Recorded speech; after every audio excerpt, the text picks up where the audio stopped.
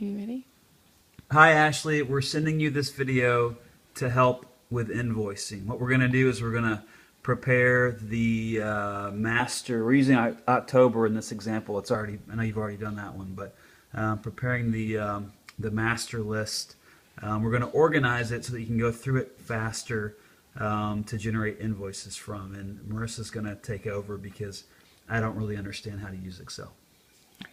So the first thing you'll do is download the file from Bill and from Erica, and I've already pulled them up, so I have them here. Then you will create a new worksheet somewhere or a new workbook. There's several ways you can do that. You'll come over here and select all of the procedures from one of them, including the subject header line, all the way until it just is a row of NA. You'll copy those. How do you copy? So you can right click and say copy, or you can hit Control C. You probably know that.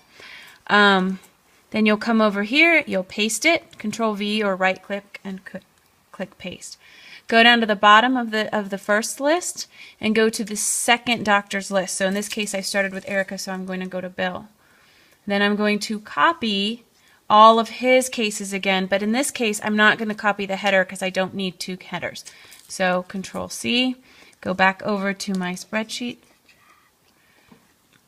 and paste it. So now I have one streaming list of all of the procedures done for that month.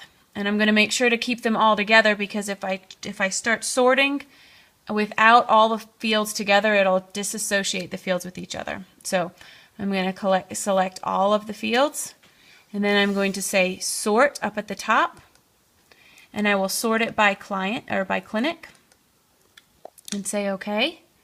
And now I have everything sorted by clinic. I'm going to hit the subtotal button. I'm going to say at each change in clinic, which is what I sorted it by, use the function sum to add, and you want to add up the amount to Bill. And then I'm going to hit OK.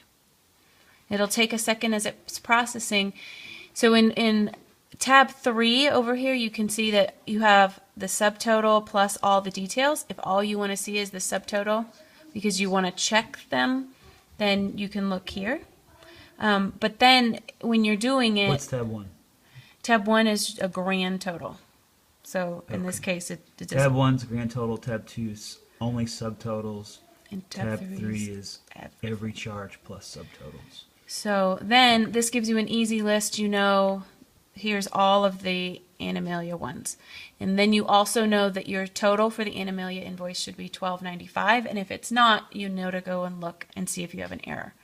Now there will be a couple outlying issues or things to pay attention to. So for example, in Blue Pearl, we noticed here there's no data. So we actually will have to add that. Type in 236, as you can see from the notes.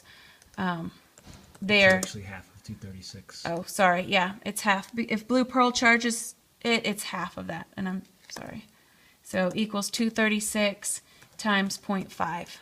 And then I just type that. Then I'm also, so an NA is because an abdomen plus echo, and when Bill took that out, it didn't record it.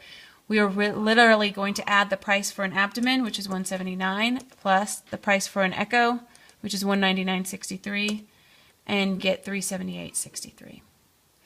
So in this case, discount, you didn't know how much, but there was a 25% discount offered.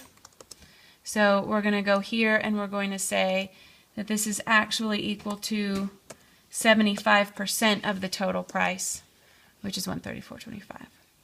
And now we're ready to invoice Blue Pearl. So yeah, hopefully that will save you some time. Thanks, Ashley. Hopefully that helps. Give us a call if you have any questions. Bye.